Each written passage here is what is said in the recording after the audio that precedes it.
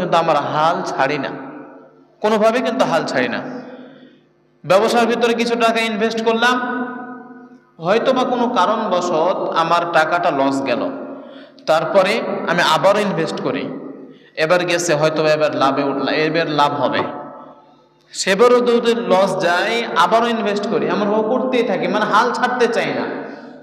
কিন্তু আমাদের ইমানের ক্ষেত্রে যখন আমাদের কোনো কিছু প্রয়োজন হয় আল্লাহ তাআলার কাছ থেকে নেওয়ার জন্য, তখন আল্লাহ তাআলার কাছে যে প্রার্থনা করি, আল্লাহ আমার এই সমস্যা, আপনি দয়া করে আমার সমস্যাগুলোকে সমাধান করে দিন।